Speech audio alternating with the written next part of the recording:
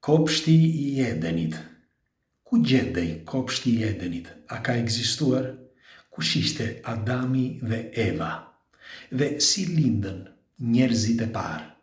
Pra kjo çka tregohet nga besimet fetare, që sipas gjasave shkojnë përbri edhe studimeve që janë bërë nga shkenca. Tani po ja u tregoj.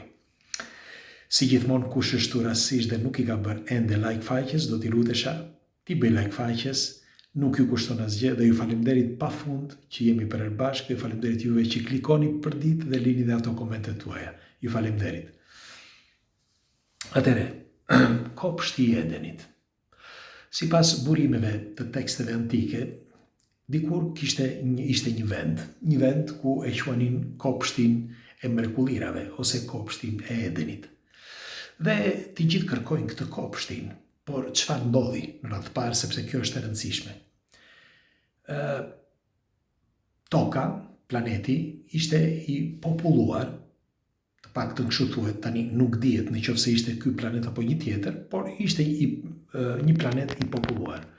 Sepse Zoti kishte falur çdo gjë, pra kishte përgatitur speciet, shpendët, kafshët, ujin, pemët etj. Dhe kjo e bënte të favorshme planetin që të mund të jetonte dikush. Dhe si pas gjasave, Perëndia ose Zoti ose krijuesi krijoi nga balta njeriun. Pra e krijoi nga dheu. Pikë së pari, për ata që nuk janë të informuar, dua të nënvizoj që në vitin 2011 është bërë një zbulim madhështor, një zbulim që nuk flitet, pothuajse fare. Po, është zbuluar që brenda qelizës së njeriut gjendet dhe tokë. Po, një përqindje jashtë mase e vogël, okej, por brenda qelizës së njeriut ka dhe, ka tokë. E dini se çfarë do thotë kjo? Është madhështore. Pra, është e vërtetë që njeriu ka lindur nga kjo tokë. Tani, nëse ka lindur duke mbledhur grimcat gjithandej, është e thjeshta mendosh, sepse ç'është e vërteta, çdo gjë që më përket mua gjendet pikërisht këtu, rreth meje. Pra gjendet në çdo cep, në çdo skaj. Për shembull, më ndiqni me kujdes, sepse edhe pse duket pak kompleks, por është mirë që të jeni të informuar. Mund të vini edhe kufjet në vesh dhe të flini dhe gjumë e dëgjoni sidoqoftë zërin. Ka një gjë që njeriu, çdo pjesë që ka, është përbërës I këtij planeti dhe I këtij universi. Le ta fillojmë nga qelizat. Çdo qeliza jon, pra të gjitha qelizat përgjithësi, sepse gjithë trupi ynë është I përbërë nga uji. 70% është uji dhe ujin e gjet këtu, sepse uji gjendej përpara se të krijojë universi. Po, është zbuluar, nuk ka pak që është zbuluar, që pothuaj 30% e ujit është krijuar përpara se të krijohet galaktika jon. Pra, fillimisht është krijuar uji, grimcat e ujit, dhe pastaj galaktika. Pra, uji është më I vjetër se sa vetë sistemi diellor dhe vetë dielli. Ky është një studim që është bërë kohët e fundit nga disa studiues, e kanë bërë bujë të madhe. Pra, ne kemi 70% ujë në qeliza. Por tjetra, që është akoma më e rëndësishme, gjithë qelizat tona kanë një kombinim perfekt, që lidhen direkt me trurin, pra me frekuencat e impulseve të trurit, pra neuronet. Neuronet drejtohen nga impulset. Dhe brenda trurit ton gjendet një fushë magnetike, ashtu eksaktësisht si edhe në univers, ashtu eksaktësisht si gjendet edhe në natyrë, çdo gjë, pra brenda trurit ton. Giordano Bruno dikur thoshte, truri ynë është një copë e vogël I një truri të madh. Dhe është e thjeshtë. Pra, në qoftë se ne do mendojmë që njeriu lindi nga kjo tokë, nga ky dhe, është shumë e thjeshtë.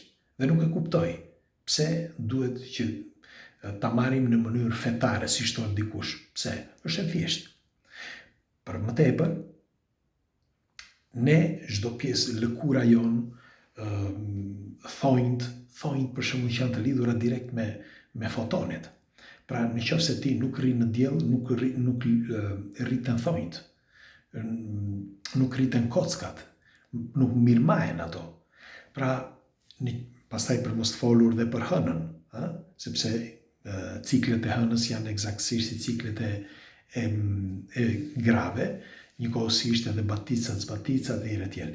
Pra, çdo copëz e jona i përket këtij planeti, këtij universi dhe fushës magnetike kudo që është.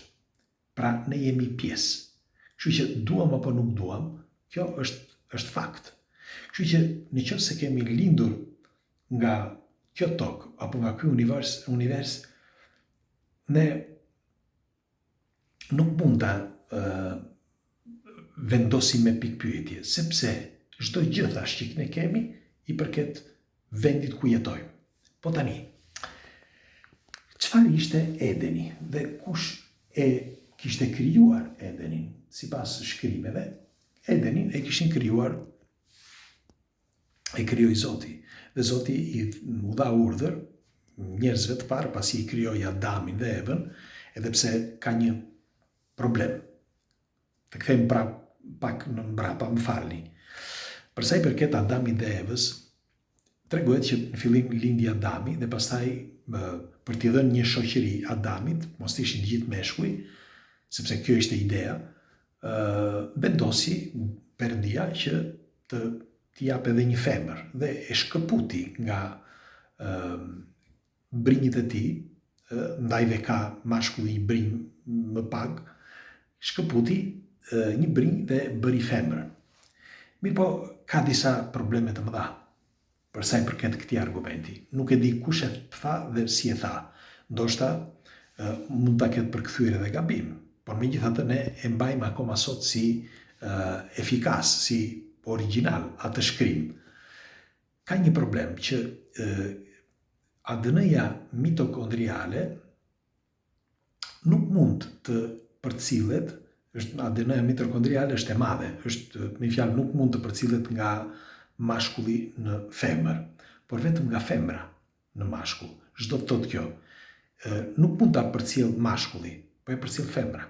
Kështu që në qoftë se, sepse kjo është ADN-ja mitokondriale është e rëndësishme, sepse përveç rrugës biologjike të njeriut, pra të pemës gjenologjike, më vinë që të gjitha në italisht të reqemorit, më falni, nuk e them rrjedhshëm, po ta thoshin në italisht do isha perfekt. Ndjes, i kemi bërë këto në për konferenca, më vjen natyrshëm në italisht, më falni. Dhe po thosha, kështu që pema gjenologjike gjendet nëpërmjet ADN-s mitokondriale dhe nëse ADN-ja mitokondriale është më e madhe dhe përcillet nga femra në njerëzim, normal, brez pas brezi përcillet, bën fëmijë dhe fëmijët pastaj përcjellin fëmijë të tjerë etj. Por vetëm nga nëna. Dhe doja të thosha me këtë që kush nga lindi, sepse nëse nuk përcillet nga mashkulli, nga lindi. Dhe ky është një nga problemet, që nuk është femra që erdhi më vonë, por ose kanë lindur të dy bashk, ose ka ardhur nga një vend tjetër, femra. Pra, gjinia femrore po flas. Ç'është e vërteta, është zbuluar kohët e fundit një tjetër gjë që është tepër e rëndësishme. Dëgjojeni me vëmendje këtë. Është zbuluar që gjinia femrore ka një kujtesë shumë më të madhe se sa mashkulli. Po, mund të arrijë deri në 2 milion megabajt, ndërsa mashkulli parafërsisht rreth 1 milion. Dhe çudia është që femra, edhe pse ka 11% trurin më të vogël se sa mashkulli, mban mend më shumë dhe kujton gjëra më shumë.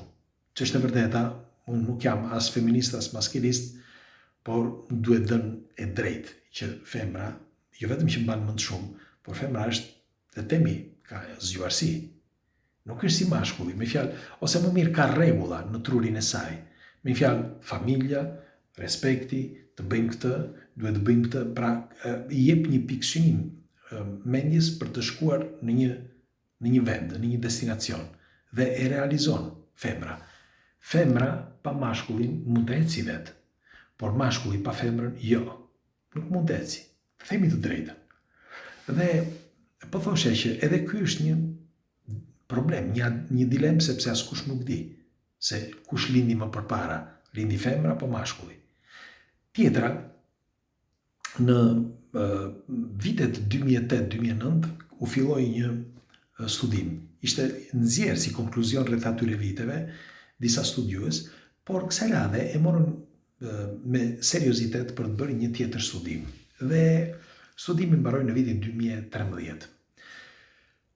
Në krye ishin francezët në këtë studim, një studim internacional, dhe zbuluan, kujdese, gjithmonë me ADN mitokondriale, që brez pas brezi arritën, sepse duke ecur në zinxhirin, siç thashë ADN-s, në albero genealogico della famiglia, në pemën gjenealogjike të familjes, dhe dal nga dal derisa mblidhen të gjitha të dhënat dhe shkojnë në një familje, në gjysmë familja, si mund të quhet. Dhe një gjë bën, mblodhen të gjitha të dhënat e ADN-s mitokondriale në të gjithë botën. Dhe zbuluan diçka madhështore, kemi bërë në emision, por nuk e kisha folur këtë, e kam thënë vetëm një herë, që zbuluan që njerëzimi ka patur 13 Eva. Po, pra 13 familje. Adama dhe Eva ka patur 13. Sepse, sipas gjasave, e para njerë që është mjaft e rëndësishme, nëse do të ishte një burr dhe një grua, një çift, si do të lindnin fëmijët? Sepse do kishin probleme të rënda. Nëse do lindnin nga i njëjti grup gjaku dhe nga njëjta ADN, do kishin probleme të rënda.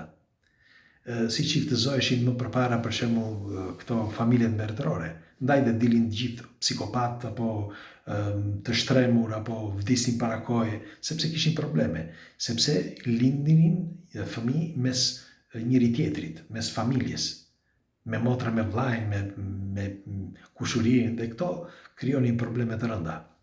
Si thuhet në Shqipëri, për shembull, e keni parasysh që thotë deri në brezin e 7 nuk duhet marrë një kushurir ose një kushuri? Pra, sepse e kishin kuptuar.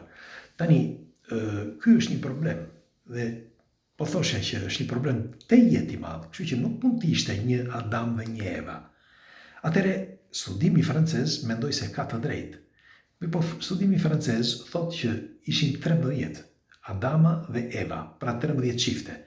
Dhe nga këta çifte erdhën deri sot.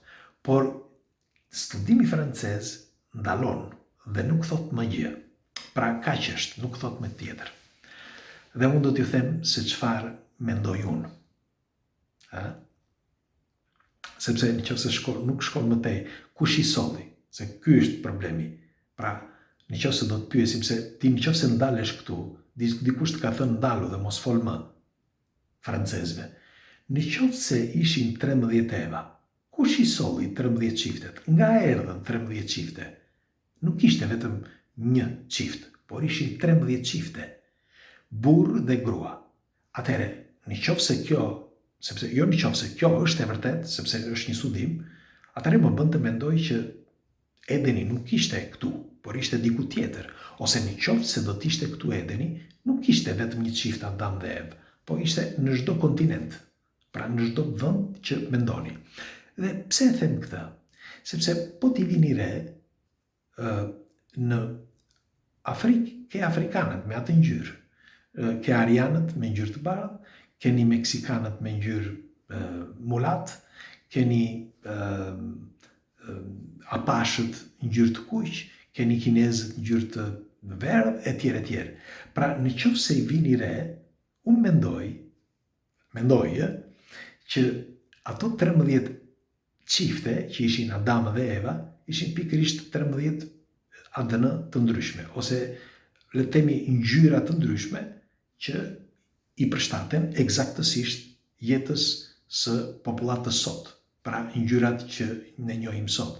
Ne sot njohim 7 ngjyra, por mund të kenë qenë 13, dhe me kalimin e kohës disa prej tyre nuk kanë dhënë frut, ose janë eliminuar, ose janë misheluar me të tjera raca.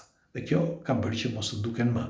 Për shembull, E keni vënë re diferencën mes venezuelanëve dhe peruvianëve? Kanë diferencë të madhe. Jetojnë shumë afër me njëri tjetrin, por janë krejt ndryshe.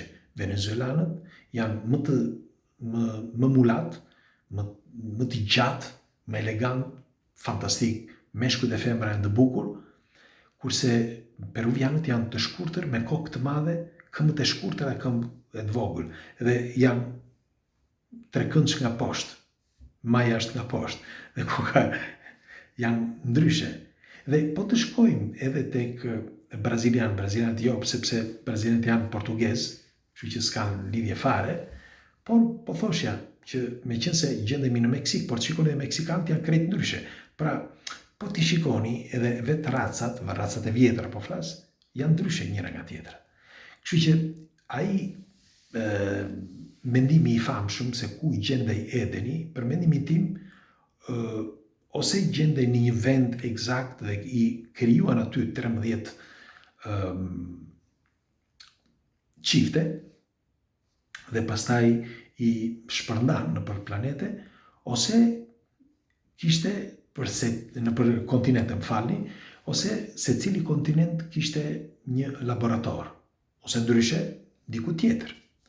Por në qoftë se erdhëm në këtë konkluzion, sepse vetë ju erdha, nuk doja ta thosha kështu direkt, por dolëm në këtë konkluzion, atëherë në qoftë se erdhëm këtu, mund të them me plot gojën që njeriu është frut i një krijimi, që është pak i dyshimt, është i dyshimt.